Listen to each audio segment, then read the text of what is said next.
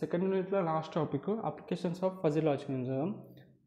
Fuzzy logic అనేది whenever is use ఎప్పుడైతే మన హ్యూమన్ లైక్ రీజనింగ్ ఎక్కడెక్కడ అవసరమో సిస్టమ్స్లో అన్సర్టినిటీ డీల్ చేయాలన్నప్పుడు అప్రాక్సిమేట్ని డీల్ చేయాలన్నప్పుడు ఫజీ లాజిక్ వాడతారు. ఇప్పుడు హోమ్ అప్లికేషన్స్లో వాషింగ్ మిషన్లో వాడతారు. Washing machine wash time based on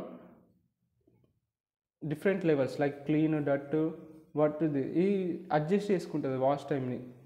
ఇది వాషింగ్ మిషన్లో వాడతారు. ఇంకా ఎయిర్ కండిషనర్ వాడతారు. టెంపరేచర్ అనేది బేస్డ్ ఆన్ మన కంఫర్ట్ లెవెల్ అదంటే అదే అడ్జస్ట్ అవుతుంది. రిఫ్రిజిరేటర్లో మనం కూల్ని కంట్రోల్ చేస్తాం. కూలింగ్ని based on food load, door opening frequency బట్టి ఈ రిఫ్రిజిరేటర్ దానంటే అదే కంట్రోల్ అవుతుంది.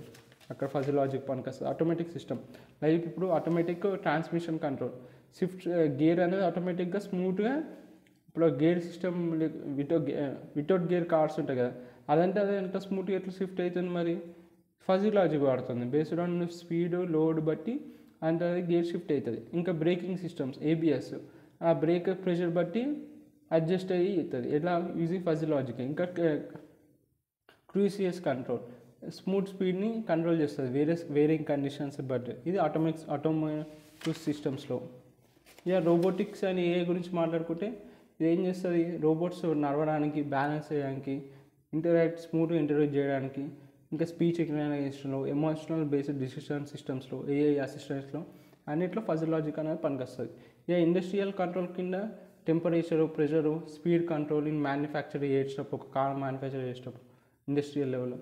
ఈ fuzzy control in cement kilns or chemical reactors అన్నిట్లో వాడతారు.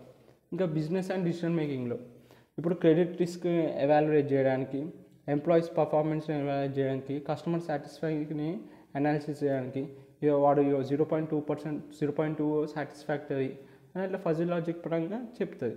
ఇక మెడికల్ ఫీల్డ్లో ఒక సిస్టమ్ డయాగ్నోస్ సిస్టమ్స్లో ఎక్కడైతే అన్సర్టనిటీ సిమ్టమ్స్ ఉన్న కాడ అన్సర్టనిటీ ఉందంటే మనం ఫజీ లాజిక్ యూజ్ చేస్తాం అన్నమాట.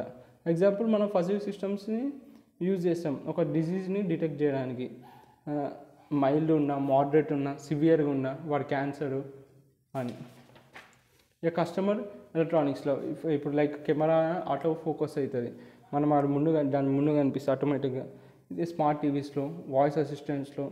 ఎగ్జాంపుల్ ఇప్పుడు ఆటో ఫోకస్ అడ్జస్ట్ అవుతుంది, క్లారిటీ పెరుగుతుంది based on the fuzzy input from sensors నుంచి వచ్చే ఫజీ ఇన్పుట్స్ కారణంగానే.